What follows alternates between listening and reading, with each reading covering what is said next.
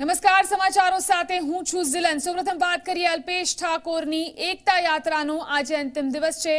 અલ્પેશની એકતા યાત્રાનો અંતિમ દિવસે ગાંધીનગરમાં અલ્પેશની એકતા યાત્રામાં પાંખી હાજરી જોવા મળી। રાંચરડા શીલજથી ડાભોડામાં આ યાત્રા પૂર્ણ થશે।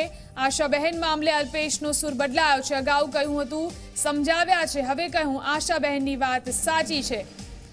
તો અલ્પેશ ઠાકોરની એકતા યાત્રાનો આજે છેલ્લો દિવસ છે, ત્યારે ખૂબ પાંખી હાજરી આ એકતા યાત્રામાં જોવા મળી રહી છે। અલ્પેશ ઠાકોરનો સૂર પણ બદલાયો છે। પહેલા આશાબહેન મામલે અલ્પેશે કહ્યું હતું કે તેમને સમજાવ્યા છે, હવે કહ્યું આશાબહેનની વાત સાચી છે। એકતા મંચની એકતા યાત્રાનો આ ત્રીજો તબક્કો છે અને અમદાવાદના રાંચરડા ગામથી તેની શરૂઆત થઈ રહી છે। કોંગ્રેસના ધારાસભ્ય અલ્પેશ ઠાકોર આપણી સાથે છે। અલ્પેશભાઈ, ત્રીજો તબક્કો, અગાઉના બંને તબક્કા જોયા, લોકોનો પ્રતિસાદ જોરદાર મળ્યું છે, પરંતુ હજી પણ સંગઠનમાં આંતરિક વિખવાદની વાત આવી રહી છે। વધુ એક નવો જ આખો ચોકો બનવાની વાત સામે આવી રહી છે, શું કહેશો? આ બધી વાર્તાઓ છે બધી, અને આવા ચોકાઓ તો છેલ્લા 10 વર્ષમાં 25 ચોકાઓ બન્યા। કદાચ તમારા ધ્યાનમાં પહેલી વાર આવ્યું હશે। જે લોકોને વ્યક્તિગત ગેલસાઓ છે, જેમને પોતાના સ્વાર્થ માટે દોડવું છે, એવા લોકોના કોઈ વાતોમાં હું બહુ પડવા નથી માંગતો। સમાજ બહુ એક છે અને વર્ષો પછી આ ક્ષત્રિય ઠાકોર સેનાના નામે 12,000 ગામડાઓમાં ફેલાયેલું સંગઠન બન્યું છે, જેણે વ્યસન મુક્તિની વાત કરી છે, જેણે રોજગારની વાત કરી છે, અને રાજનીતિક નિર્ણયની વાત જ્યારે આવે છે ત્યારે 6 મહિના જનાદેશ ચાલ્યો છે, અને 6 મહિના જનાદેશ ચાલ્યા પછી એવા લોકો અવાજ ઉઠાવી રહ્યા છે કે જે લોકો ઓલરેડી 10-10, 15-15 વર્ષથી કોંગ્રેસના સભ્યો છે, કોંગ્રેસના ચૂંટાયેલા સભ્યો અને કોંગ્રેસ સાથે કામ કરેલા લોકો જે રીતે વાત કરી રહ્યા છે, એવા લોકોમાં હું બહુ ધ્યાન નથી આપવા માંગતો। મારું કામ છે મારા લોકો માટે લડવું, મારો સમાજ વ્યસન મુક્ત થાય, શિક્ષણમાં આગળ વધે, રોજગાર મેળવે અને સમાજનો સર્વાંગી વિકાસ થાય। આપ જોઈ રહ્યા છો કે ગામડે ગામડે હજારો લોકો, હજુ તો આ શરૂઆત છે, આપ 10 કિલોમીટર દૂર જવા દો, જગ્યા પણ નહીં મળે એટલા લોકો હજારોની સંખ્યામાં જોડાય છે। મૂળ વાત છે એકતાનો સંદેશો।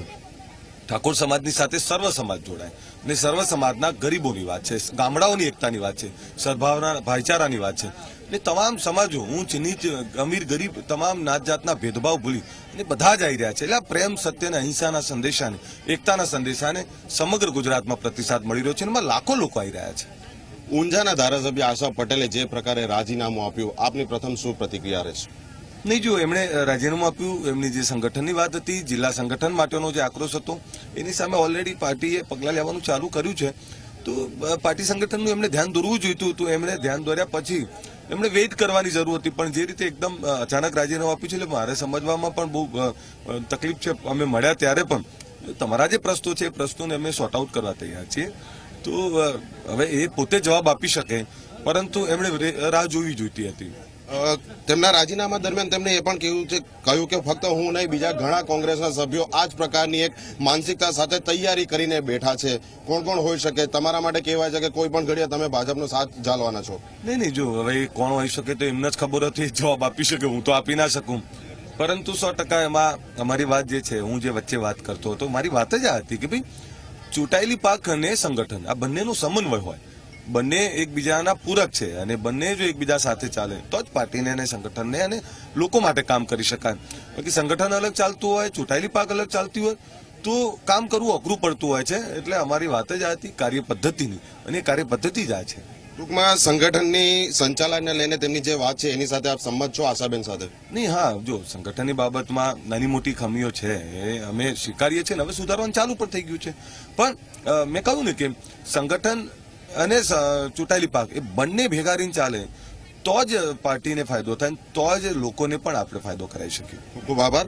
તો ઊંઝાના ધારાસભ્ય આશા પટેલે જે પ્રકારે રાજીનામું આપ્યું, તેમની જે વાત હતી, તેમની જે રજૂઆત હતી, તેને અલ્પેશ ઠાકોરે ક્યાંક ને ક્યાંક પોતાનું સમર્થન આપ્યું છે અને સ્વીકાર્યું છે કે કોંગ્રેસમાં નાના મોટા આવા અનેક પ્રશ્નો છે, પરંતુ તેને હાલમાં સોલ્વ કરવાની જે કાર્યપ્રણાલી છે તે ચાલી રહી છે અને આગામી દિવસમાં તે અંગે જરૂરી નિર્ણય પણ કરવામાં આવશે।